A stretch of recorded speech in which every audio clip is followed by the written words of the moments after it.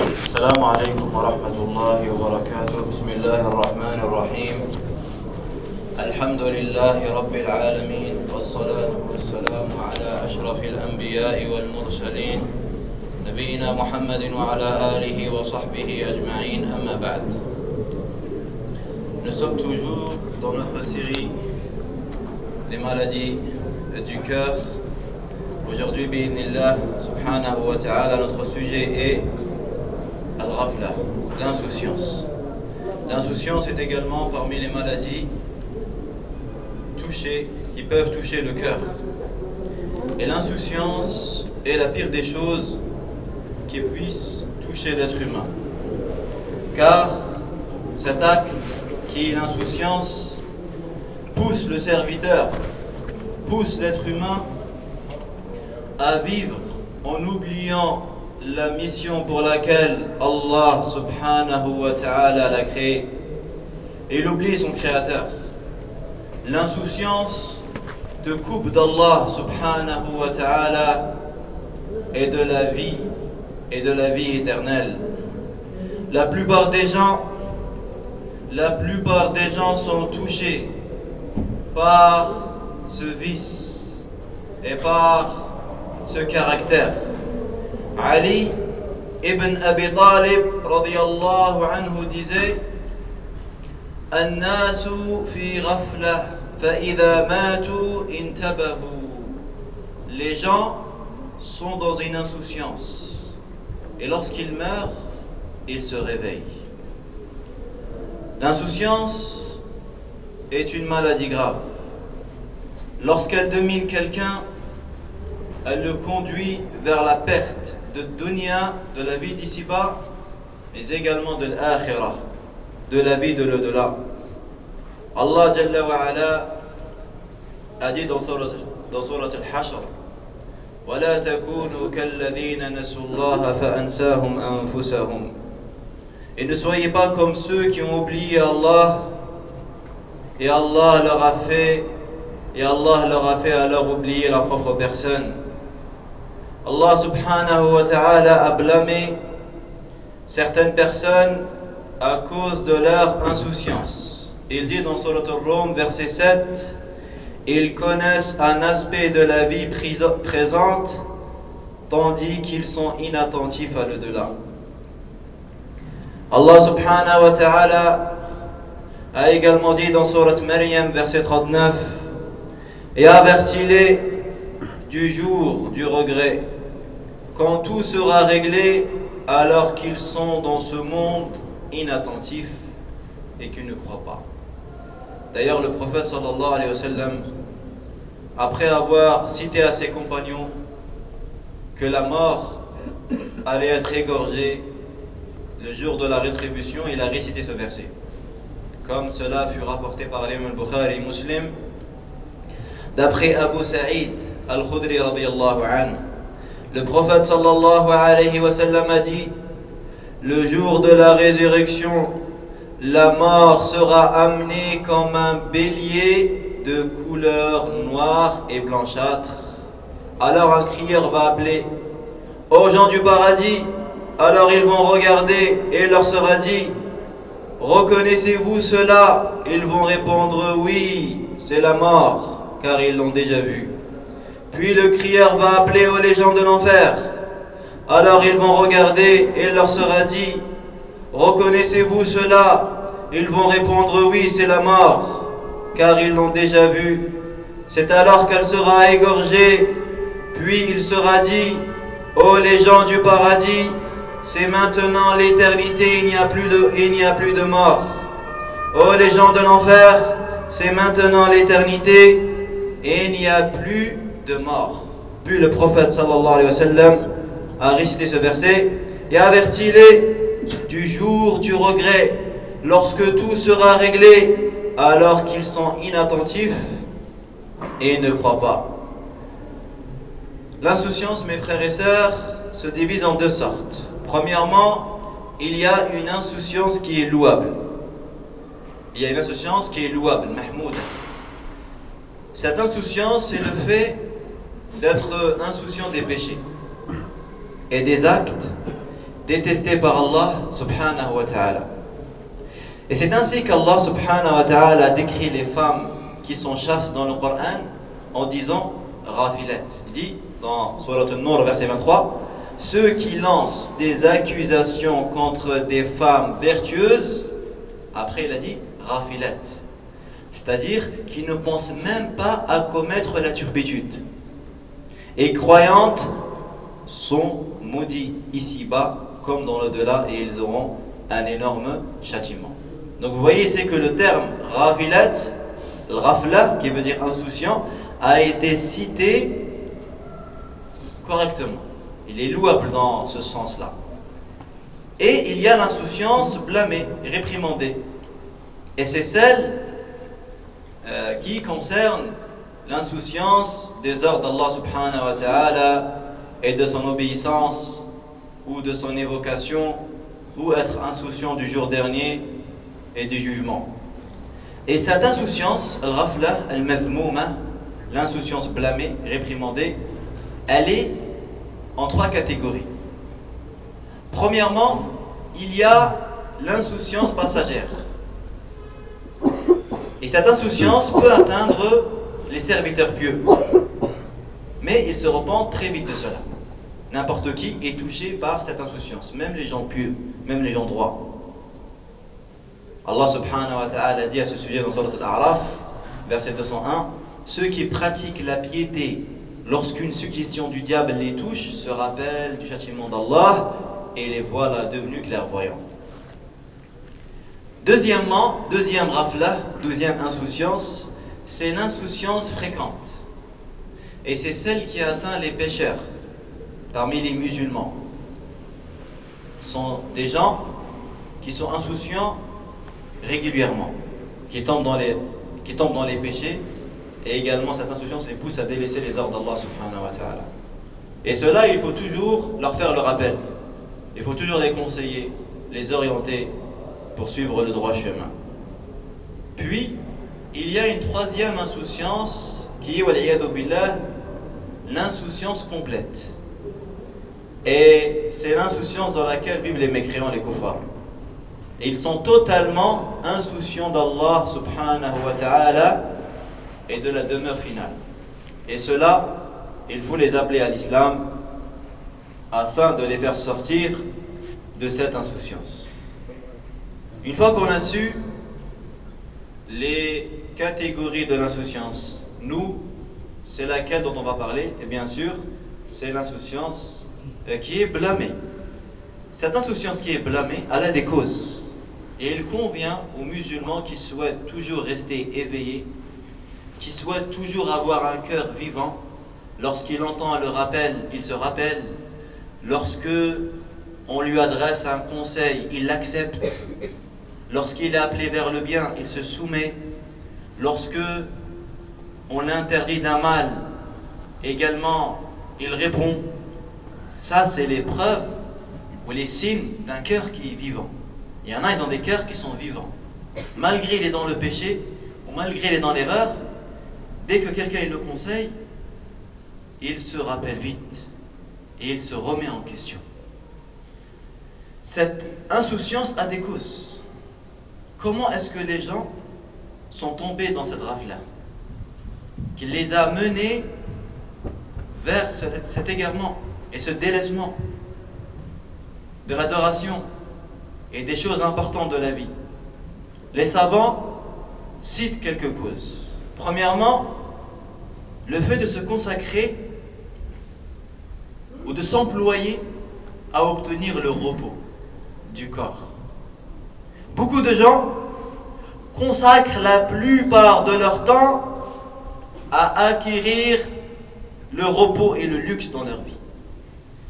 Et ils n'ont pas su qu'en réalité, le repos qu'ils sont en train de demander est en réalité la cause de leur fatigue. C'est ce qui va les mener vers leur perte.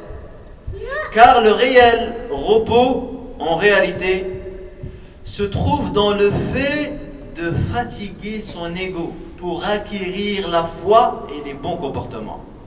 Il y a un sage disait Man talaba ar-raha taraka ar-raha. celui qui demande le repos devra délaisser le repos. C'est-à-dire, c'est comme ça qu'en réalité, tu vas être heureux dans ta vie. Et que tu vas te reposer. Regardez des fois, même dans la ville, ils le voient. Certaines personnes, ils pensent qu'en dormant beaucoup, il va se reposer. Alors il dit, aujourd'hui j'ai rien, et je vais dormir jusqu'au dhuhr. Lorsque il dort, il se rend compte après s'être réveillé qu'en réalité il est encore plus fatigué. Lui il pense qu'en dormant beaucoup, il va avoir le repos. Alors qu'en réalité il a mal compris la chose. D'autres personnes, ils pensent qu'en mangeant beaucoup, il va garder la santé. Ils pensent que lorsqu'il va manger beaucoup, à fond, eh ben, il va préserver sa santé et sera toujours fort. Et ça, c'est une erreur. Donc tu vois, ces gens-là, ils pensent qu'en réalité, en allant se consacrer dans ce bas monde et en courant derrière ce bas monde pour améliorer leur situation, même s'ils devaient négliger leur religion, s'ils pensent qu'ils vont obtenir le repos comme ça, alors ils se trompent. Et si tu penses que quelqu'un qui se fatigue dans l'obtention de la science, il dépense son argent pour faire le pèlerinage, pour faire la Umrah, il y a des gens des fois, lorsqu'ils voient quelqu'un, il part chaque année en Umrah, ils disent subhanallah, il gaspille son argent. Il gaspille son argent. Chaque année il va au Hajj, subhanallah, c'est trop. Mais par contre, lui, chaque année, il va en vacances, c'est pas trop. Chaque année, il se paye des vacances, c'est normal ça. Les gens, pour eux, c'est une habitude. Chaque année, ils se payent des vacances. Et en plus, il y en a beaucoup parmi eux, ils vont dans des lieux où malheureusement, ce n'est pas des lieux qui rappellent Allah subhanahu wa ta'ala. Et par contre, lorsqu'ils voient quelqu'un, Allah subhanahu wa ta'ala le guide. Et il met en pratique le hadith prophétique Tabi'u bayna al-hajj wal-umrah فإنهما ينفيان الفقر والذنوب كما ينفي الكير خبث الحديد. Faites suivre la umrah et le pèlerinage, car ils font disparaître les péchés et la pauvreté, tout comme le forgeron fait disparaître la saleté du métal. Le prophète sallallahu alayhi wa sallam, dans ce hadith, nous oriente et nous conseille à faire beaucoup la umrah et le hajj, car ces actions-là, ces adorations-là font disparaître les péchés, mais également ils enlèvent la pauvreté. Ils y mettent la baraka dans la richesse et la fortune d'une personne. Aujourd'hui, quand tu regardes les gens, quand tu les écoutes, ils disent subhanallah, pourquoi ils ne donnent pas cet argent-là à quelqu'un, il fait le hajj à sa place, quelqu'un il n'a jamais fait le hajj. Mais pourquoi tu ne dis pas la même chose pour les vacances? Pourquoi dans chaque année tu pars en vacances et tu ne donnes pas d'argent à quelqu'un qui ne trouve pas à manger? Pas quelqu'un qui n'arrive pas à faire le hajj, qui ne trouve pas à manger ou qui n'arrive pas à acheter une voiture pour aller faire ses courses ou pour aller chercher du travail. Ils ne disent pas ça. Ils ne le disent pas. Parce que non, toute l'année on travaille, il faut qu'on aille en vacances. Mais direct, lorsqu'il s'agit d'adoration, le shaitan il vient leur donner des excuses. Il vient leur donner des excuses. Ça y est, t'as déjà fait le hajj, c'est bon. Il vaut mieux le donner à quelqu'un qui ne l'a pas fait, plutôt que de le faire 50 ans dans ta vie. C'est faux. De quel savoir, de quel droit oses-tu dire ça? Les savants, ils ont une règle. C'est quoi cette règle? Elle dit la ithara fil ibadat. Dans les adorations, tu ne fais devancer personne. Parce que le prophète sallallahu alayhi wa sallam a dit at-tu'ada, c'est-à-dire le fait de prendre son temps, khayrun fi kulli shay illa fi umur al-akhirah. Et bien dans toute chose, sauf dans les choses relatant à l'au-delà. Par exemple, lorsque toi, tu es dans le deuxième rang, il y a une place au premier rang. Tu dis pas, non, le prophète sallallahu alayhi wa sallam a dit, nul n'est croyant tant qu'il aime pour son frère ce qu'il aime pour lui-même. Donc je vais laisser mon frère prendre le premier rang. C'est faux. Ça, applique-le dans le dunya, dans le bas monde. Applique-le, fais devancer ton frère sur toi-même. Mais par contre, dans les adorations, ce qui est demandé aux musulmans, c'est de se montrer fervent, de se montrer désireux dans le delà et dans les bonnes actions. C'est pas tu dis non, c'est bon. Non, tu y vas. Enfin, ceux qui dépensent leur argent pour faire le hajj, ou celui qui se réveille le matin pour faire le fajr, il se fatigue. Mais cette fatigue, elle est louable. Cette fatigue, elle est positive. On a dit Al-Hassan al-Basri, jusqu'à quand tu vas continuer à fatiguer ta personne? Il a dit, Rahatuha wa karamatuha urid. C'est son repos et son honneur que je veux. Lorsqu'ils l'ont vu, ils jeûnaient beaucoup, ils priaient beaucoup, ils ont dit arrête d'être fatigué. Il leur dit je ne suis pas en train de me fatiguer, au contraire, je suis en train de m'honorer, je suis en train de me préserver, je suis en train de me purifier. Et également parmi les causes qui mènent vers l'insouciance, le profond désir de jouir des bienfaits de ce bas monde. Des gens, tellement il est obstiné à avoir une jouissance de ce bas monde, et il oublie le delà. Il oublie l'akhira. Tellement il est préoccupé à avoir quelque chose de ce bas monde, et il fait son possible pour l'avoir, et il tombe dans la rafla, dans l'insouciance. C'est pour cela, ça revient au rappel qui concernait le désir. Il faut que le musulman maîtrise son âme et qu'il fasse que son plus grand souhait, c'est le delà. Il ne faut pas que l'amour du bas monde prenne le dessus sur toi. C'est ça le danger. Le danger, c'est que souvent le bas monde prend le dessus. Et après, ça te fait tomber dans al-ghafla wa l'iyadu billah. Également, tu tombes dans le ghafla lorsque tu ne sens plus tes péchés. Une personne, il fait des péchés, il ne les sent plus. Il fait de la médisance, il délaisse des obligations, mais ça ne lui fait plus rien. Il ne réfléchit plus, il ne sent plus de remords, il ne ressent plus de regrets. Pourquoi? Parce que c'est devenu une habitude. La première fois qu'il a fait ce péché, peut-être qu'il a pleuré, peut-être qu'il a regretté. Mais à force de le faire après, son cœur est mort. Après, il ne sent plus le péché. Et tombe dans le rafla, dans l'insouciance. Également, parmi les œuvres qui mènent vers l'insouciance et qui malheureusement s'est répandue à notre époque, les jeux et le sport. Certaines personnes, ils sont tombés dans l'insouciance à cause du sport. Tellement ils aiment le sport, et tellement il consacre beaucoup de temps au sport, il est devenu insouciant. Et néglige ses prières, et néglige les droits d'Allah Azza wa Jalla. Et également pour les jeux, et surtout les jeux électroniques.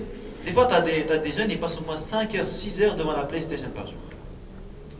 Bien sûr, nous on ne dit pas que c'est interdit de faire du sport et de jouer aux jeux. Mais lorsque ceci te mène à délaisser les ordres d'Allah Azza wa Jalla, ou à tomber dans la négligence des ordres d'Allah, là tu tombes dans le péché. Ou que cela soit abusif, tu passes des heures et des heures, tu perds ton temps, jeu après jeu. Juste un jeu pour le terminer, il faut combien? Hein? Des heures et des jours et des jours de jeu. Une fois qu'il le termine, c'est pas fini. Après il y a le 2, il sort. Il continue. C'est-à-dire ça ne se termine plus. Mais ce qui il passe des heures et des heures, subhanallah, il va arriver, il se peut qu'Allah va lui montrer, il a passé 2 ou 3 ans devant la PlayStation, et 4 ans devant le football, subhanallah, et 15 ans dans le sommeil, et voilà, qu'est-ce que tu as fait pour la ibada? Qu'est-ce que tu as fait pour ta vie finale? Rien du tout. Enfin, c'est une maladie, franchement. Et surtout ces jeux-là. Parce que c'est difficile de rester au juste milieu. C'est rare où quelqu'un, tu vois, vraiment, il arrive à se maîtriser. Il se dit, allez, je vais jouer une demi-heure à la PlayStation.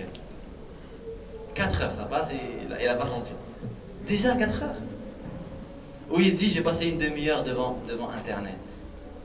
Là, 5 heures, ça passe. Et par contre, il dit, tiens, je vais passer une demi-heure à lire le Coran. Il regarde pour que 10 minutes. Dès lors, je lis là. Tu vois, il sent le temps passer. Enfin, malheureusement, on n'arrive pas à rester dans le juste milieu. Et ça, on voit maintenant même les petits, maintenant on les voit. Maintenant, tu vois des petits, subhanallah, on dirait c'est des adultes. Ses yeux, ils sont tout noirs, etc. À force de jouer à la PlayStation, à force de jouer aux jeux, tout fatigué, il est mou. Subhanallah, tellement il se donne à ces jeux-là.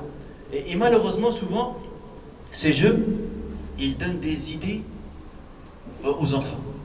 Moi, je vois des petits, des fois, ils veulent reproduire des jeux en classe. Je vais te tuer, etc. surtout des jeux comme GTA, etc. Il vole, et subhanallah, tu le vois, il veut reproduire la chose dans la vie réelle. Vraiment, ça l'influence. Et surtout chez les petits jeunes. Donc tu vois que ces jeunes-là, en réalité, subhanallah, ils font vraiment tomber dans l'insouciance, dans le rafla, enfin, le musulman, il doit faire attention. C'est vraiment, tu joues à ces jeux-là, il faut mettre des limites. Des limites. Quand c'est l'heure de la prière, khalas. Et également, de ne pas exagérer dans les heures. La perte de temps, c'est grave, ya akhi. Les savants ont dit, perdre son temps, c'est pire que la mort. Parce que mourir te fait couper de ce bas monde. Alors que la perte de temps te fait couper d'Allah et de la vie éternelle. C'est Ibn al-Qayyim rahimahullah qui a dit ça. Le musulman, il donne de l'importance à son temps. Normalement, le musulman pieux, la musulmane pieuse, lorsqu'il voit il a passé 3 heures à rien faire, il regrette. Il dit, subhanallah, j'ai fait n'importe quoi aujourd'hui. Il le regrette. Parce que son cœur, il est vivant. Il a senti qu'il a perdu quelque chose dans sa vie. Quand tu perds de l'argent, tu es triste. Mais son temps, le temps, c'est encore plus cher que l'argent. Le temps n'a pas de prix. وَالْوَقْتُ مِنْ أَنْفَسِ مَا عُنِيتَ بِحِفْظِهِ وَأُرَاهُ أَسْهَلَ مَا عَلَيْكَ يَضِيعُ. Le temps, tu fais tout pour le préserver. Ouais, lorsque quelqu'un tombe malade, direct chez le médecin, fais attention. Pourquoi? La peur de mourir. C'est vrai ou pas? Il tient à sa vie. Donc il donne de l'importance à sa vie. Parce que sa vie, c'est quoi en réalité? C'est des jours, des semaines et des mois. Mais pourtant, cette vie-là, c'est ce qu'il perd le plus facilement. Il gâche ses jours facilement. Alors qu'il fait tout pour la préserver. Mais il a une facilité à l'employer inutilement. Et également parmi les causes qui mènent vers l'insouciance, il y a le fait de rester avec les insouciants. Quand tu restes avec des gens insouciants, tu vas devenir comme eux. D'ailleurs, Allah subhanahu wa ta'ala dit dans Surat Al-Kahf, verset 28, fais preuve de patience en restant avec ceux qui invoquent leur Seigneur matin et soir, désirant sa face, et que tes yeux ne se détachent point d'eux, en cherchant le faux brillant dans la vie sur terre, et n'obéis pas à celui dont nous avons rendu le cœur inattentif à notre rappel, qui poursuit sa passion et dont le comportement est outrancier. Inattentif il devient. Fais attention à ces causes pour ne pas tomber dans l'insouciance. Citons maintenant quelques exemples d'insouciance. Lorsque les gens tombent dans cette insouciance-là, après ils négligent des œuvres et des actions méritoires. On va en citer quelques-unes pour que tu vois le gâchis que fait l'inattentif. Premièrement, il tombe dans l'insouciance à apprendre sa religion. Il néglige l'apprentissage de sa religion. Et après, je ne te parle pas des dégâts et je ne te parle pas des conséquences. Je vais vous citer une histoire racontée par le grand savant al-Maliki nommé Abu Bakr ibn al-Arabi. Al-Maliki, rahimahullah. Cette histoire, elle est rapportée par Al-Qadi. Il dit, cette histoire-là te prouve, subhanallah, regarde ce que l'ignorance fait des gens. Un jour, un des fuqaha, un des savants, des juristes, nommé At-Turtushi, est rentré dans la mosquée. Alors que l'imam Ibn al-Arabi était présent dans la mosquée. Alors At-Turtushi a prié et il levait ses mains lorsqu'il faisait l'inclinaison et également il levait ses mains lorsqu'il se relevait de l'inclinaison. Et le fait de lever les mains, c'est une sunna. Lever les mains dans la prière, c'est une sunna tout le temps dans 3 moments. Premièrement, lorsque tu dis Allahu Akbar pour takbirat al-ihram. Takbirat al-ihram, c'est la première takbira que tu fais quand tu rentres dans la prière.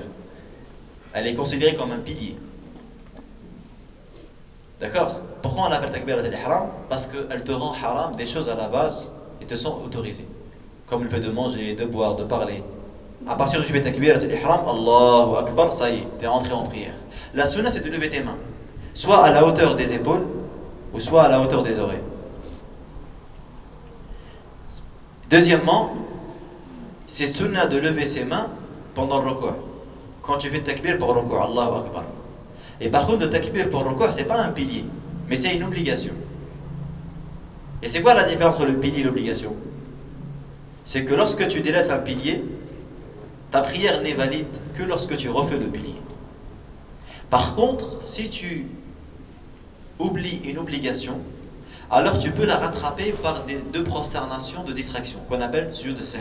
Exemple, si quelqu'un il est rentré en prière et il a oublié de dire Allahu Akbar de l'ihram, qu'est-ce qu'il doit faire? Il doit recommencer sa prière parce qu'il n'est pas encore rentré en prière. Mais par contre, quelqu'un, par exemple, il a fait le ruku', il a oublié de dire Allahu Akbar. Ou il a fait le ruku', après il a commencé à tousser. Alors il a été préoccupé par la toux et il n'a pas prononcé le takbir. Là il a raté, il a délaissé une obligation. Qu'est-ce qu'il doit faire ici? Quand il termine le tashahhud, juste il se prosterne deux fois. Il dit Allahu Akbar, Subhana Rabbil A'la, Subhana Rabbil A'la, Allahu Akbar, Rabbi Ghfirli, Allahu Akbar, après il fait salam. Également parmi les obligations, tashahhud, le premier tashahhud. Quand tu pries le dhuhr par exemple, 4 rak'a, tu as oublié le premier tashahhud. Tu te lèves directement, une fois que tu t'es levé à la troisième, tu dis ah ouais, je me suis rappelé, j'ai pas fait tashahhud. Certains ignorants, qu'est-ce qu'il va faire? Il revient. Et les savants disent que si tu reviens, ta prière elle est invalide. Tu n'as pas le droit de revenir pendant la prière. C'est trop tard, tu t'es levé. Mais qu'est-ce que tu dois faire ici? Juste tu fais deux prosternations de sahw. Ça y est, ça rattrape. Pourquoi? Parce que c'est une obligation. Par contre, si tu t'es rendu compte avant de te lever, pendant le moment où tu te levais, tu t'es rendu compte, là tu peux te rasseoir parce que tu n'as pas encore quitté ce pilier. Al-Muhim, tout ça pour dire que lever les mains, c'est dans trois reprises. Premièrement, takbirat al-ihram. Deuxièmement, quand tu fais l'inclinaison. Et troisièmement, quand tu te lèves de l'inclinaison. Alors lui, Tartouchi, rahimahullah, ce savant, lorsqu'il est rentré, il levait les mains, il appliquait cette sunna-là. Et le problème, c'est qu'il était dans une mosquée en Espagne où il suivait l'école des Malikis. Et les Malikis, ils ont deux avis. Il y en a certains, ils ne lèvent pas les mains dans le recours et dans ce jeu. Ils ont un avis qui ne lève pas les mains. Ils ont un autre avis qui dit de lever les mains. Al-Muhim. Et lui, il est rentré dans une mosquée où c'était des gens qui voyaient que tu ne levais pas les mains. Enfin, les gens ont commencé à le regarder. À le regarder. Lorsqu'il a fini la prière, le chef de la tribu là, il leur dit prenez-le et tuez-le et jetez-le dans la mer. Ibn al-Arabi il a dit fatara qalbi min bayni jawarihi. Il dit mon cœur s'est envolé. Yani subhanallah, il dit Hada Tartouchi, c'est le savant de son époque. Juste parce qu'il a levé les mains, ils veulent le tuer et le jeter dans la mer. Après il leur a dit subhanallah, Ibn al-Arabi il a pris sa défense. Et il leur dit vous savez c'est qui cet homme? C'est At-Tartouchi. Et ce qu'il a fait a une preuve, a une version authentique du prophète sallallahu alayhi wa sallam. Elle m'a dit toute cette histoire-là pour dire regarde, l'ignorance ça mène à quoi? Et ça arrive même dans nos mosquées. Des fois tu rentres, tu fais quelque chose, c'est une sunna, mais les gens l'ignorent, mais malgré ça ils vont te critiquer. Et malgré ça, et ils vont peut-être même t'insulter. Pourquoi? Parce qu'ils sont ignorants. Ils pensent ce que tu es en train de faire est une erreur. Alors que toi tu fais quelque chose de légiféré. Mais l'ignorance des gens les pousse à renier la vérité. Parce qu'ils ne connaissent pas. Parce que pour lui, tout ce qu'il ne connaît pas, ça n'existe pas. Ce qu'il connaît, ça existe. Enfin, parmi les exemples qui te mènent à ces actes-là, c'est le fait d'être ignorant de sa religion. Également, l'insouciance te mène à ne plus donner d'importance au dhikr. Regardez, tellement certaines personnes ils sont insouciants, ils ne pensent même pas à faire du dhikr. Ils marchent comme ça. Ou par exemple, il a un rendez-vous avec quelqu'un. Et ce quelqu'un-là, il est venu en retard. Et lui, pendant les 15 minutes de retard, il est en train de se manger, en train de penser quelle insulte je vais lui dire. Tu vois? Au lieu de penser, il n'a pas pensé à faire du dhikr. Il ne s'est pas dit, ah, alhamdulillah, il est en retard, bah c'est bien, ça va me permettre de dire 100 fois Subhanallah wa bihamdi. Ça va me permettre de lire un hizb de Coran. Il ne pense pas à ça. Pourquoi? Parce qu'il est insouciant. Il y a des gens, ils vivent les semaines, les mois, et ça lui arrive jamais, par exemple, lorsqu'il marche, il dit Subhanallah wa bihamdi, Subhanallah al-azim, Subhanallah wa bihamdi, Subhanallah al-azim. Il ne pense pas à faire ça. À ton avis, pourquoi? L'insouciance, regarde. Lorsque l'imam Ibn al-Jawzi a commenté le hadith rapporté par l'imam al-Tirmidhi, où le prophète sallallahu alayhi wa sallam dit Man qala subhanallah wa bihamdih ghurisat lahu nakhlatun fil jannah. Celui qui dit Subhanallah al-azim wa bihamdih, Allah lui plante un palmier au paradis. Imagine-toi. Juste tu dis cette parole-là, Subhanallah, Allah te plante un palmier. Et pas un palmier comme de ce bas monde, non. Le prophète sallallahu alayhi wa sallam dit Ma min nakhlatin fil jannah illa wasaquha min dhahab. Il n'y a pas un palmier dans le paradis sans que son tronc est fait d'or. Qu'est-ce qu'il a dit Ibn al-Jawzi lorsqu'il a commenté ce hadith? Écoutez ce qu'il a dit. La tanzur kam min nakhlatin gharasta, walakin unzur kam min nakhlatin fatatka. Il a dit, ne regarde pas combien d'arbres tu as plantés, mais regarde plutôt combien d'arbres tu as manqué. Regarde, l'insouciance. Il y en a, ils sont insouciants. Ils ne pensent pas au dhikr. Ils ne pensent pas à faire l'istighfar, par exemple. Si tu lui dis combien de fois tu fais l'istighfar par jour? Oh, ça m'arrive des fois comme ça. Ça te prend 2 minutes d'appliquer une sunna que le prophète sallallahu faisait, de dire astaghfirullah 100 fois après le fajr. Astaghfirullah, astaghfirullah, 100 fois. 2 minutes. Également, tu as une sunna, adkar al-sabah wal-masa. Beaucoup de gens, ils ne font même pas, subhanallah. Beaucoup de gens, si tu lui dis, est-ce que tu as un wird que tu fais le matin et le soir? Non, il n'a pas. Il dit rien. Il fait la prière, après il va dormir. Il ne dit pas du tout adkar al-sabah wal-masa. Regardez, le Nabi sallallahu alayhi wa sallam dit Man qala subhanallah wa bihamdihi 100 marra ghufirat lahu dhunubuhu wa law kanat mithla zabad al-bahr. Celui qui dit subhanallah wa bihamdihi 100 fois, Allah lui pardonne ses péchés, même s'ils atteignent l'écume de la mer. L'écume de la mer, non. T'imagines? Subhanallah. 100 fois, 3 minutes, ça te prend 3-4 minutes. Non, regardez le rafle. Les gens, ils ne pensent pas. Et il est là, dans sa voiture, il conduit. Au lieu de faire du dhikr, il ne dit rien, il regarde comme ça. Il marche, il va à la mosquée, il ne dit rien. Et en plus, le pire, c'est que ces gens-là, lorsque tu t'occupes pas à faire le bien, tu vas te préoccuper à faire le mal. Donc tu vas commencer à avoir des waswas. Des fois, tu as des frères, il vient, il a des waswas de fou. Il commence à délirer. Oui, mais s'il m'arrive ça, il commence à penser à l'avenir. Il se fait du mal. Alors qu'il aurait pu occuper ce temps à faire du bien. Il gagne du ajr. Et dhikr, subhanallah, fait partie parmi les œuvres les plus faciles. Mais pourtant, parmi les œuvres les plus méritoires. Est-ce que tu peux imaginer dans ton cerveau que faire du dhikr, c'est mieux que de donner de l'or et de l'argent? C'est mieux que de prendre des iPhones comme ça et de les donner. Tu peux imaginer ça ou pas dans ta tête, franchement? Même certains savants, ils ont été étonnés. Les ulama, comme Ibn Hajar dans son livre Al-Hibal, il citait lorsque certains savants, ils ont été impressionnés. Ils ont trouvé ça étrange. Lorsque le prophète rapporté par Tirmidhi, hadith authentique, un Abi Darda. Un jour, Allah sallallahu alayhi wa sallam a dit Ala unabbi'ukum bi khayri a'malikum wa azkaha inda malikikum وأرفعها في درجاتكم وخير لكم من إنفاق الذهب والورق وخير لكم من أن تلقوا عدوكم فتضربوا أعناقهم ويضرب أعناقكم قالوا بلى يا رسول الله قال ذكر الله. Ne voulez-vous pas que je vous informe des meilleures de vos actions et celles des plus nobles auprès de votre Seigneur, et c'est meilleur pour vous que de donner de l'or et de l'argent. De l'or et de l'argent.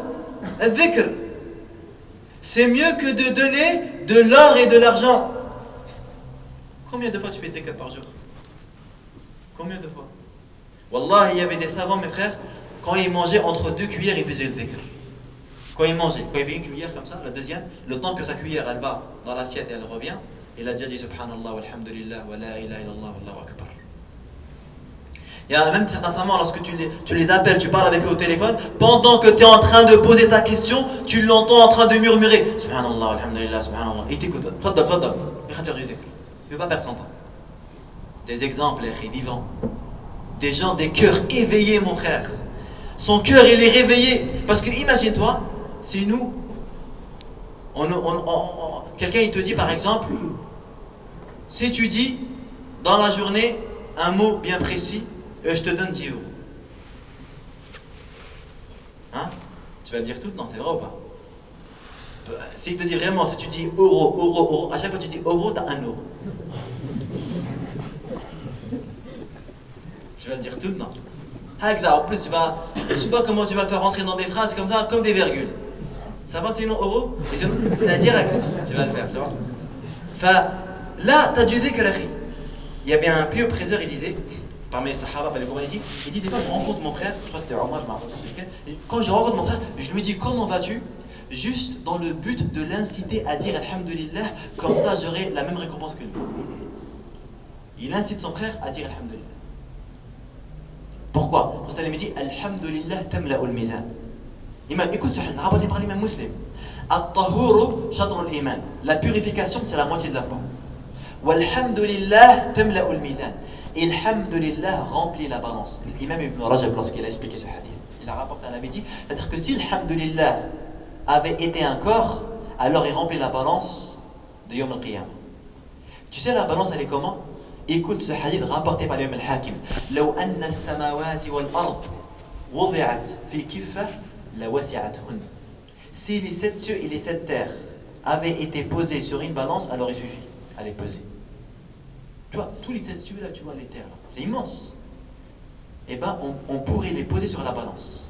Et bien, quand tu dis Alhamdulillah, cette balance là immense, elle devient remplie de hasanat juste parce que tu as dit Alhamdulillah. T'imagines? Et malgré tout ça, on est insouciant. Et pourtant, les hadiths, c'est pas ça qui manque. Hein. Et les exemples que le prophète sallallahu alayhi wa sallam a donné, ce n'est pas ça qui manque. Regardez, même un hadith, subhanallah, impressionnant. Wallah, il est impressionnant ce hadith. Regardez comment la miséricorde de notre prophète sallallahu alayhi wa sallam, comment il a tout fait pour nous inciter à faire le bien. Un jour, le prophète sallallahu alayhi wa sallam était à côté d'un arbre. Il a pris un bâton et il a frappé l'arbre. Quand il a frappé, les feuilles se sont mises à tomber. Il leur a dit Inna subhanallah, alhamdulillah, wa la ilaha illallah. Il dit le fait de dire subhanallah, alhamdulillah, ilaha illallah, Allahu akbar font tomber les péchés du serviteur comme ces feuilles viennent de tomber. Vous avez l'exemple qu'il a donné? Subhanallah, alhamdulillah, Allahu akbar font tomber les péchés du serviteur comme ces feuilles viennent de tomber. Il disait également لأن أقول سبحان الله والحمد لله ولا إله إلا الله والله أكبر أحب إلي مما طلعت عليه الشمس. Que je dise Subhanallah, Alhamdulillah, Ilaha illallah, Allahu Akbar, mais encore plus préférable que ce sur quoi le soleil s'est levé. C'est-à-dire que tout le bas monde. C'est-à-dire si on te dit c'est quoi le meilleur? Avoir le bas monde tout entier, c'est-à-dire tout appartient. Argenteuil c'est à toi, la France c'est à toi, l'Amérique c'est à toi, tout est à toi. Et tu dis Subhanallah, Alhamdulillah, wa la ilaha illallah. Le prophète a dit Subhanallah wa alhamdulillah est meilleur que moi, pour moi. Mais quelqu'un pourrait dire ah mais c'est vrai en vérité, Subhanallah. Mais pourquoi j'ai pas pensé à ça? Ah. Dis-toi plutôt pourquoi Allah m'a pas fait penser à ça. Naam. Parce que j'ai pas mérité qu'Allah me fasse penser à ça. Écoute ce athar, apprends-le par cœur, mets-le dans ta vie comme une référence. Regarde ce que dit Omar ibn Khattab.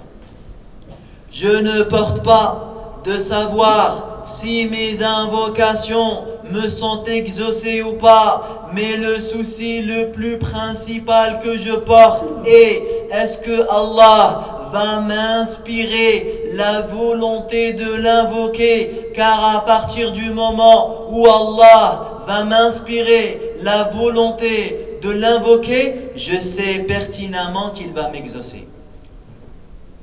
Omar, il te dit, moi, mon souci, mon problème, est-ce que je vais faire des du'a ou pas? Mon problème, ce n'est pas de savoir est-ce que Allah a exaucé mes du'a ou pas. Toi, quand tu fais un entretien, après, il t'appelle. Tu ne veux pas savoir. S'ils t'ont appelé, c'est que tu les intéresses. Sinon, tu n'aurais pas appelé. Parce qu'il y en a plein, ils ont fait comme toi, ils ont déposé leur CV. Si toi, ils t'ont contacté pour faire un entretien, toi, tu te poses la question, tu es content. Parce qu'ils t'ont convoqué. À partir du moment où ils t'ont appelé, à partir du moment où ils t'ont dit de venir, c'est qu'ils sont intéressés par toi. À partir du moment où tu as levé tes mains vers le ciel pour invoquer Allah, c'est qu'Allah t'a inspiré, Allah t'a guidé. Il y en a plein, ils sont comme toi. Peut-être qu'ils sont plus intelligents que toi, mais ils ne pensent pas à faire des du'a. Et même lorsqu'il fait des du'a, 2 minutes 30, après il baisse ses bras. Si toi tu avais l'envie d'invoquer, c'est qu'Allah Jalla wa Ala t'a guidé, t'a orienté, t'a donné l'envie d'invoquer. Et également pour le dhikr, c'est que toi, il se peut que si tu fais pas du dhikr, tu fais trop de péchés. Ton cœur, il est trop préoccupé par les péchés qu'on a cités dans les cours précédents.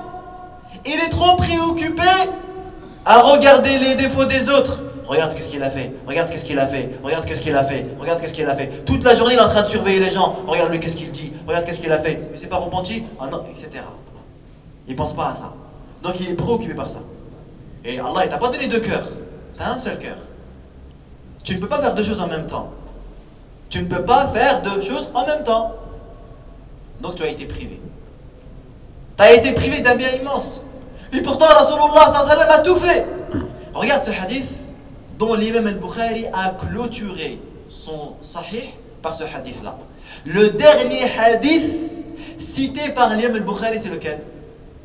Kalimatan khafifatan ala al-lisan ثقيلتان في الميزان حبيبتان إلى الرحمن سبحان الله وبحمده سبحان الله العظيم. Il dit 2 paroles légères dans la langue, aimées du tout miséricordieux, lourdes dans la balance. Subhanallah wa bihamdih subhanallah al-azim. Écoutez bien, si tu n'as pas un niveau d'arabe, tu ne comprends pas la structure de cette phrase-là. Les savants, ils ont dit cette phrase-là. Le prophète il a retardé le mubtada, ce qui mérite d'être mentionné au début, et il a devancé le khabar, l'information qui normalement doit être mentionnée à la fin. Normalement, cette phrase-là, elle doit être dite comme suit. Subhanallah wa bihamdi, Subhanallah al-azim sont 2 phrases légères dans la langue, lourdes dans la balance et aimées du tout miséricordieux. Mais le prophète sallallahu alayhi wa sallam a inversé la phrase et il a cité des attributs et des caractères. Pourquoi? Pour t'inciter. Regarde, si moi je te dis, il y a un magasin dans le 95, dans le 9-5, on vend des PlayStation à 25 €, la dernière, et en plus de ça, il t'offre FIFA 2012, et en plus de ça, il t'offre ça. Toi, tu veux me dire quoi? Mais dis-moi, c'est lequel? Vas-y. C'est vrai ou pas? Tu vas stresser ou pas? Des fois, tu en as Hagda, des gens ils te font stresser. Il vient, il te dit un suspense, comme ça, il te fait attendre. Mais vas-y, dis-moi, c'est quoi? C'est vrai ou pas? C'est mieux que quelqu'un te dit, ouais, dans 25 rues de je sais pas quoi, il y a un magasin, ils vendent des PlayStation à 25 €. Il n'y a plus de suspense, ça y est. Et si le Prophète sallam a voulu te donner envie de paroles légères dans la langue, oh, légères dans la langue, regarde. C'est-à-dire déjà, c'est facile à les faire. C'est pas difficile. Et nous, on aime bien ce qui est facile. Après, il dit, en même temps, elles sont lourdes dans la balance. Allahu Akbar. Elles sont faciles et en même temps, elles rapportent beaucoup. Tu commences à réfléchir, mais c'est exactement ce qu'il me faut, moi. Et en même temps, il te dit quoi? C'est pas tout. Elles sont aimées du tout miséricordieux. C'est-à-dire que Allah, il aime que son serviteur prononce ces mots-là. Alors, ça y est, vas-y, dis-les-moi. Subhanallah wa bihamdih, subhanallah. Il a tout fait pour t'inciter. Mais combien de fois tu fais du dhikr par jour? Combien de fois, franchement? Entre nous. Et en plus, les mérites du dhikr, tu ne peux pas les compter. Ibn al-Qayyim, il a écrit un livre, Al-Wabil al-Sayyib. Il a cité plus de 40, je crois, ou 50 bénéfices du dhikr. Il a dit, j'aurais pu en citer plus de 100. Parmi le dhikr, il protège contre le shaitan. Il enlève les soucis, la tristesse. Normalement, quand quelqu'un, il a un chagrin, qu'est-ce qu'il fait? il fait l'istighfar. Tu vois? Le Messie me dit Man lazima al-istighfar ja'ala Allahu lahu min kulli hammin faraja. Celui qui prononce beaucoup l'istighfar, Allah lui donne de son chagrin une délivrance. Aujourd'hui, quand quelqu'un a des soucis, il fait quoi? Quand il est trop triste et tout, il fait quoi? Hein? Il écoute une chanson, il regarde le Titanic, il pleure, comme ça. Tu vois? Mais il ne pense pas à ça. Et en plus, je me rappelle d'une parole d'un des savants, il disait que celui qui dit Astaghfirullah alladhi la ilaha illa huwa al-hayyul qayyum wa atubu ilayh, il dit elle a un effet considérable sur le fait d'enlever les soucis du cœur. Parce que Nabi Sallam il a dit concernant ce hadith là, celui qui dit trois fois Astaghfirullah alladhi la ilaha illa huwa al-hayyul qayyum wa atubu ilayh, ghufirat lahu dhunubuhu wa law farra min az-zahf. Tous ses péchés lui seront pardonnés, même s'il a fui en période de guerre. Tu sais, le fait de fuir en période de guerre fait partie parmi les 7 péchés capitaux. Vous connaissez les 7 péchés destructeurs que le prophète a cités? Qui les connaît? Les 7 péchés destructeurs dans le Bukhari et Muslim. Ash-shirku billah. Deuxièmement. Hein? Ahsan, ôter la vie. As-sihr, la sorcellerie. L'usure. Non. Non. Non. Non. Non. Hein? Non. Là. Sab'a al-mubiqat, c'est quoi? Ash-shirk billah azza wa jal. Qatl al-nafs. Tuer l'âme qu'Allah jalla wa ala a rendu sacrée. As-sihr. La sorcellerie. Et également al-riba. Accuser une femme chaste d'adultère. Ça parmi le kabir aussi. Et ça, malheureusement, des jeunes, ils le font ça. Souvent, il se peut qu'ils voient une fille, elle est mal habillée. Hein? Il va dire, ouais, c'est une fornicatrice. Qu'est-ce que t'en sais? Subhanallah al-azim. Tu vois, il tombe dans un kabir. C'est une kabir. Kabir, mais le kabir, le dhunub. Et tout comme le fait de fuir en période de guerre, c'est une kabir. Et pourtant, quand tu dis Astaghfirullah alladhi la ilaha illa huwa 3 fois, le prophète sallallahu alayhi wa sallam t'informe que tous tes péchés te sont pardonnés, même si tu as fui en période de guerre. Et en plus, dès que les savants, ils ont dit quoi? Il donne un quoi? Il enlève le chagrin. Falmouhim, les frères, on est insouciant du dhikr, on est insouciant du Coran, il faut qu'on se réveille. Profite de notre temps. Et ça, c'est parmi les dégâts et parmi les conséquences de l'ghafla, l'insouciance. Également, et ça, écoutez bien, franchement, c'est une information, elle est très importante. Al-ghafla, elle te pousse également à être insouciant de l'intention. C'est-à-dire, tu fais des œuvres et tu oublies de mettre l'intention. Alors, tu es privé de ajr, de récompense. Toute personne, il travaille, il va faire ses courses, il va à Carrefour, il va acheter les pains, les baguettes, il va acheter les habits à ses enfants, c'est vrai ou pas? Mais est-ce que tous auront les hasanat? Ah, c'est une bonne question. Est-ce que tu es obligé d'avoir l'intention, lorsque tu achètes un cadeau à ta femme, ou lorsque tu achètes la nourriture, pour avoir le ajr ou pas? Tu vois, ça les ulama ils ont cherché, mon frère. Il y a des livres, il y a des pages et des pages que tu dois lire pour comprendre ce sujet. Ce n'est pas juste Arwah qui fait ça. Tout d'abord, tu dois comprendre que quoi? Que tu es obligé de subvenir aux besoins de ta famille. Tu es obligé de subvenir aux besoins de ta femme. C'est pas comme certains y pensent. Sa femme a travail, on peut le loyer moitié-moitié. Dans la religion, ça n'existe pas ça. Tu es obligé de subvenir aux besoins de ta femme. Tu es obligé. La femme serveuse ne te donne rien, mon frère. Tu t'es marié avec elle, tu dois subvenir à ses besoins. Si elle peut te donner, barakallahu fiha. Si elle peut te donner, c'est son problème, c'est son argent à elle. La religion a décidé ainsi. Donc de là, toi tu es obligé de subvenir aux besoins de ta femme. Si tu ne fais pas, tu commets un péché. Et également, tu es obligé de subvenir aux besoins de tes enfants. Si tu ne fais pas, tu commets un péché. Maintenant, par rapport à la récompense, regarde bien. Le prophète, sallallahu, déjà il faut savoir que le sadaqa envers ta famille, c'est la meilleure sadaqa. Et ça, il y en a beaucoup qui le savent pas. Le prophète, sallallahu alayhi wa sallam, par les musulmans, entre un dinar que tu dépenses au service d'Allah et celui que tu dépenses pour affranchir un esclave, et celui dont tu fais aumône à un pauvre, et celui que tu dépenses pour ta famille, c'est c'est ce dernier qui te rapportera la plus grande récompense. Déjà, apprends ça. Maintenant, regarde. Les savants ont dit que pour avoir la récompense, tu dois avoir l'intention. Si tu n'as pas l'intention, tu n'as pas de récompense, mais également tu n'as pas de péché. Pourquoi? Parce que bari'at dhimmatuk. Tu as fait l'obligation.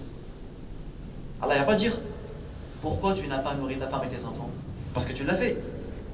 Mais tu n'auras pas la récompense de celui qui aura mis l'intention de nourrir sa femme et ses enfants pour Allah, pour qu'Allah lui donne des hasanat. C'est quoi la preuve? Ça dépend. Il y en a qui disent, moi j'y vais pour pas que ma femme me fait le halal dans la maison. Il n'y va pas pour Allah il soit satisfait de lui. Tu mets une niya, naam. Une niya, c'est que je le fais lillah azza wa jal. Regarde, Imam Bukhari Muslim rapporte. Inna al-muslima, parce que ça les savants ils l'ont expliqué par rapport aux différentes versions. Il dit pour sallam dans Hadith al-Bukhari Muslim, d'après Abu Mas'ud, Inna al-muslima idha anfaqa ala ahlihi nafaqatan yahtasibuha kanat lahu sadaqah. Le prophète sallam a dit toute dépense que l'homme ou le musulman fait pour sa famille, regarde la condition, recherchant la face d'Allah, elle lui sera comptée comme une aumône. Les savants, ils ont pris ce terme-là, yahtasibuha. Écoute bien, qala l'imam Ibn Hajar. Ibn Hajar a dit, comme je dis dans le livre là où il explique le Bukhari, il dit وَيُسْتَفَادُ مِنْهُ أَنَّ الْأَجْرَ لَا يَحْصُلُ بِالْعَمَلِ إِلَّا مَقْرُونًا بِالنِّيَّةِ. Et on déduit de ce hadith que tu ne pourras avoir la récompense que lorsque l'œuvre est accompagnée d'une bonne intention. Écoute également, قال الإمام القرطبي أفاد منطوقه, ce hadith là que j'ai cité, أفاد منطوقه أن الأجر في الإنفاق إنما يحصل بقصد القربة سواء كانت واجبة أم مباحة وأفاد مفهومه أن من لم يقصد القربة لم يؤجر لكن تبرأ ذمته من النفقة الواجبة. القرطبي a dit quoi? Il a dit de ce hadith-là, lorsque le prophète dit toute dépense que l'homme fait pour sa famille, recherchant la face de Dieu, lui sera comptée comme une aumône. Il dit, de ce hadith-là, on comprend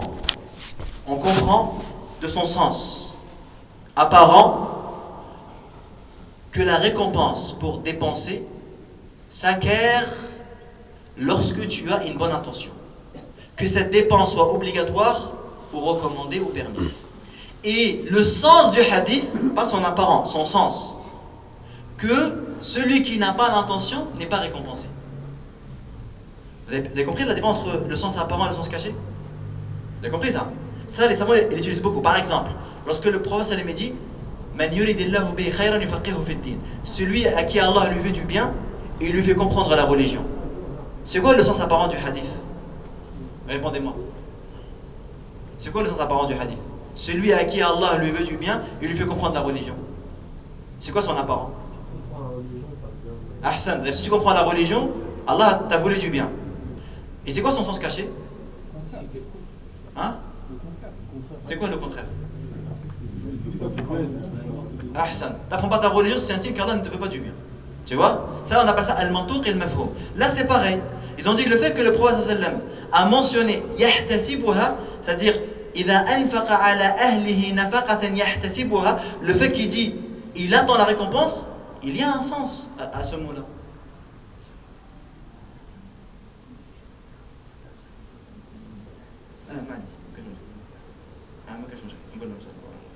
Le fait qu'il a dit yahtasibuha, il y a un sens.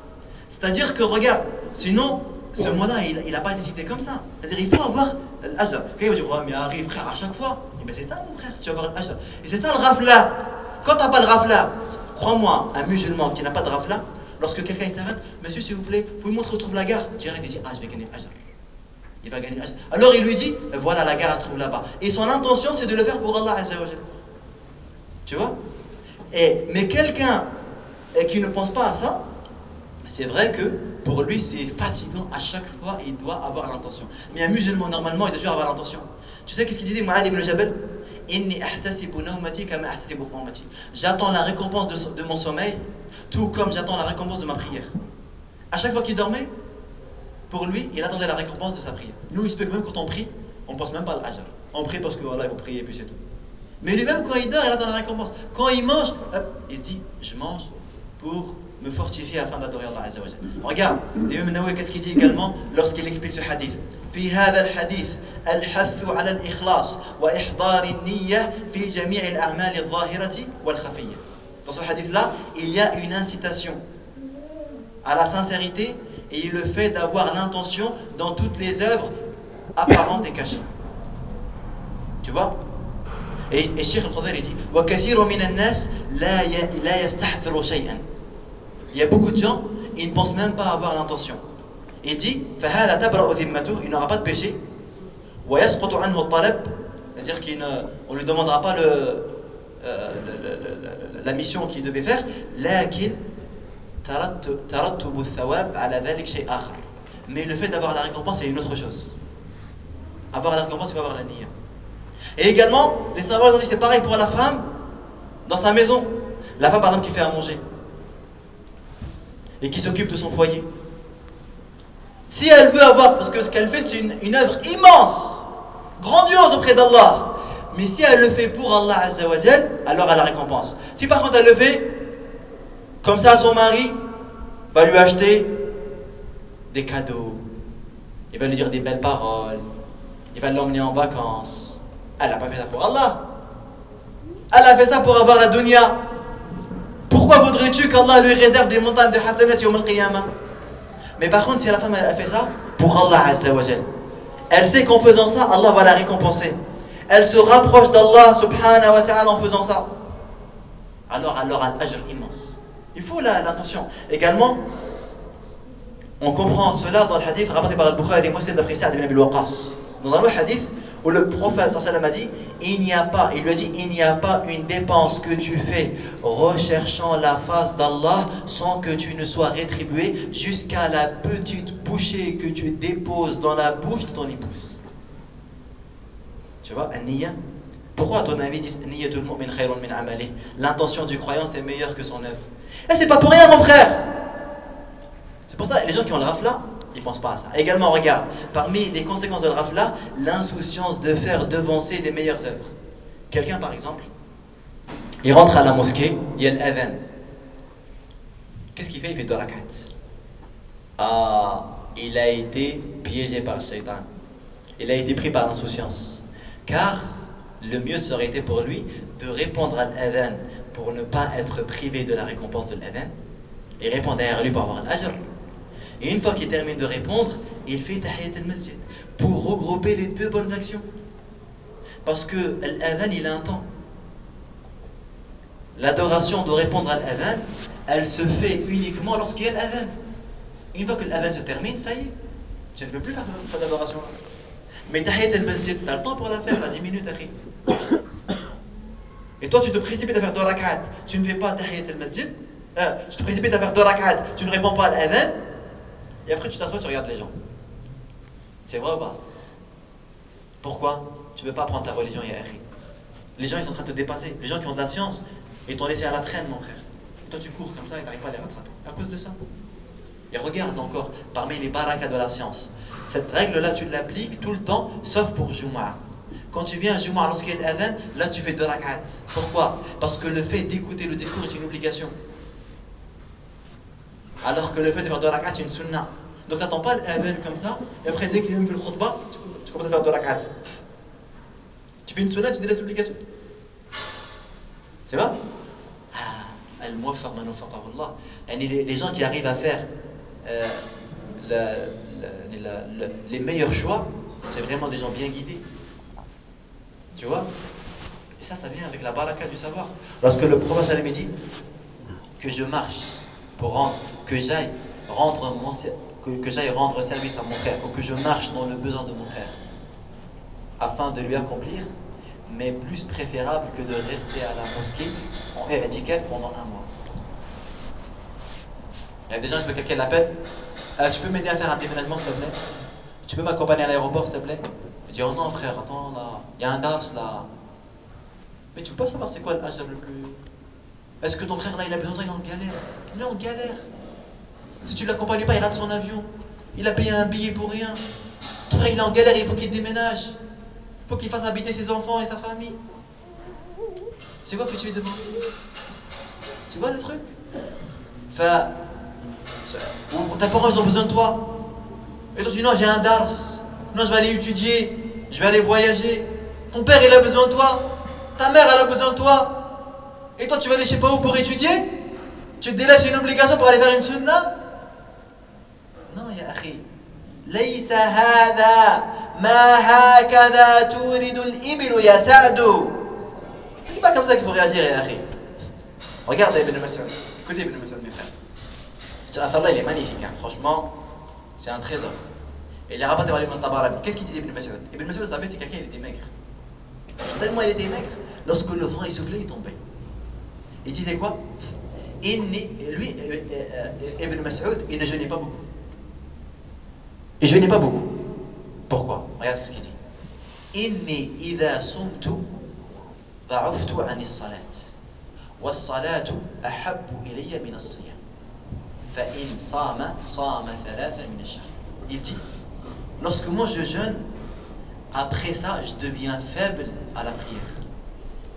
Et la prière m'est encore plus préférable que le jeûne.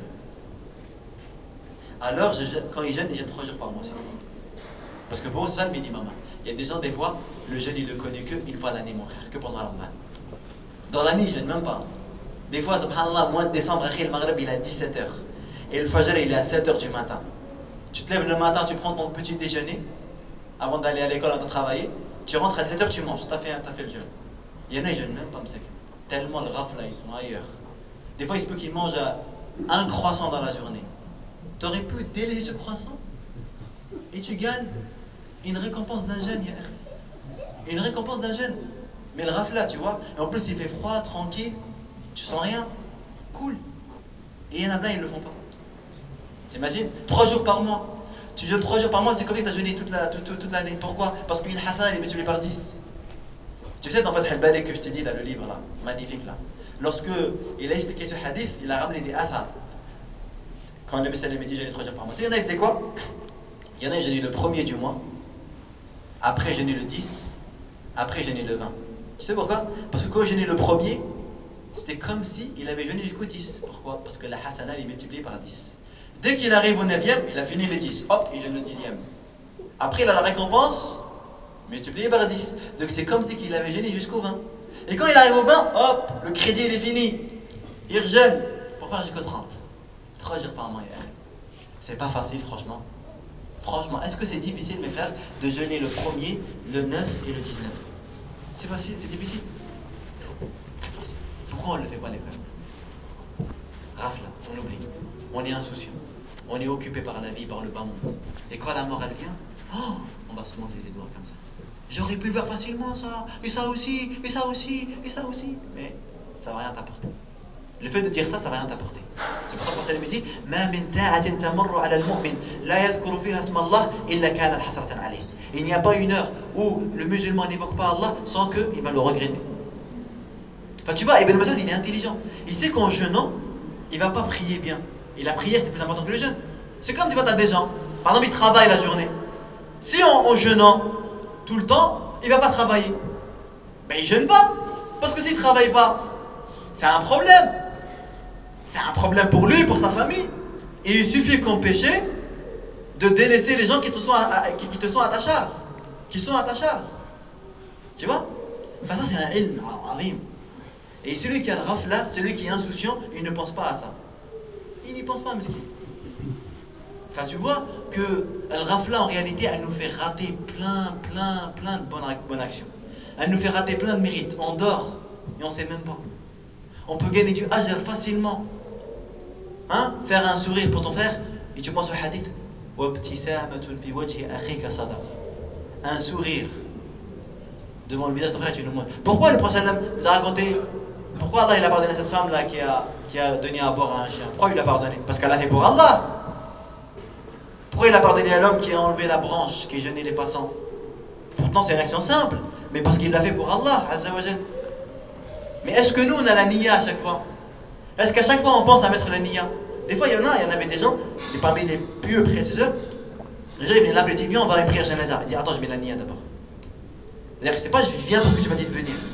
Attends, je mets la niya, j'y vais vraiment parce que je veux l'ajr. Après, il faisait ça.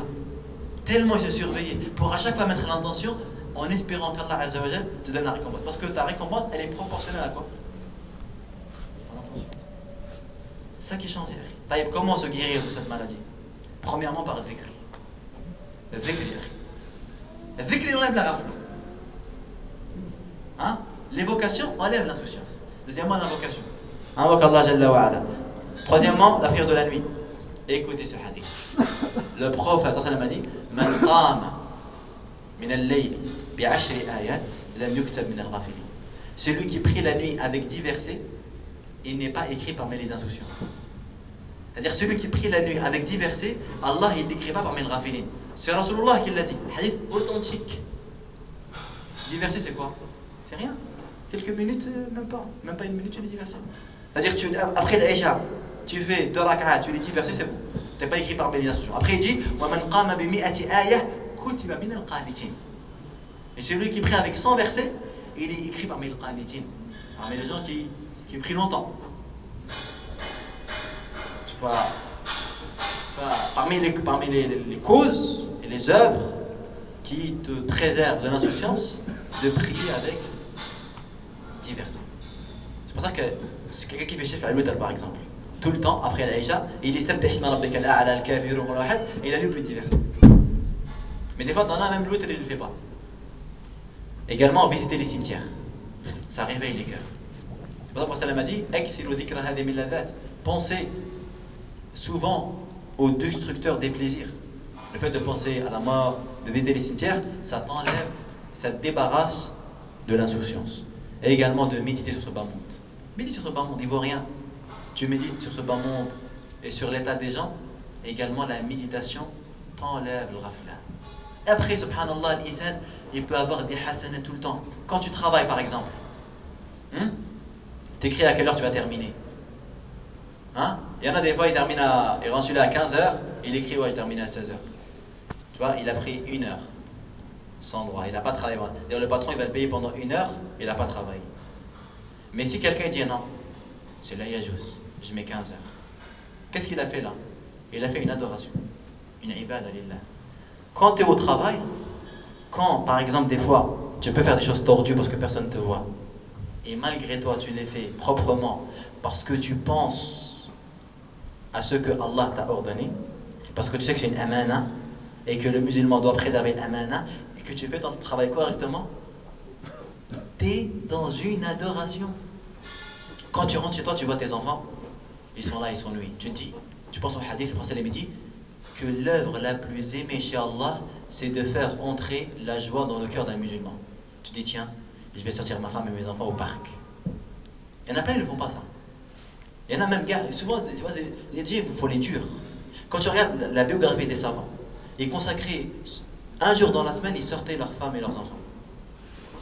Ils allaient dans les jardins, ils allaient dans les trucs comme ça. Ils laissaient leur famille s'amuser. Dans le but de plaire à Allah et d'adorer Allah. Pourquoi? Parce que lorsque tu fais entrer une joie dans le cœur, parce qu'il y en a, il se peut qu'il va emmener ses enfants au parc Astérix. C'est comme ça, lorsqu'ils vont grandir, ils ne vont pas dire je ne les ai pas bien éduqués. Mais quelqu'un, il le fait parce qu'il veut faire rentrer la joie à ses enfants. Et il fait rentrer la joie à sa femme.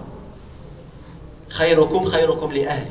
Le meilleur d'entre vous est le meilleur envers sa femme, envers sa famille. Je suis le meilleur envers ma famille. Quand tu te comportes avec ton épouse convenablement, pour plaire à Allah Azza wa Jalla, c'est une ibada. Mais est-ce que vraiment les gens ils pensent à ça, à le faire pour Allah Azza wa Jalla? Parce qu'après ça n'a plus la même valeur.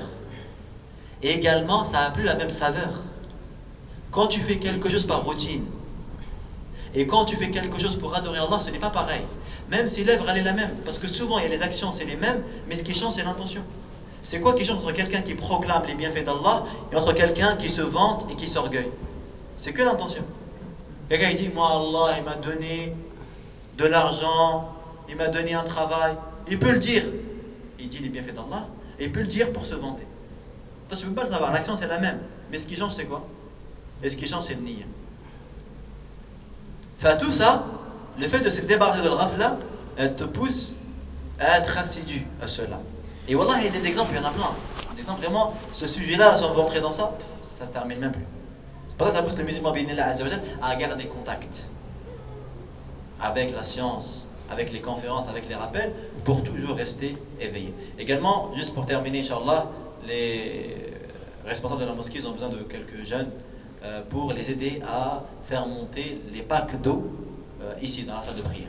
En bas il y a des packs d'eau. Donc barakallahu fikum ceux qui ont du temps, jazakumullahu khairan, de faire monter ces packs là. Wa subhanaka Allahumma bihamdik, ashhadu an la ilaha illa ant, astaghfiruka wa atubu ilayk, walhamdulillahi rabbil alamin.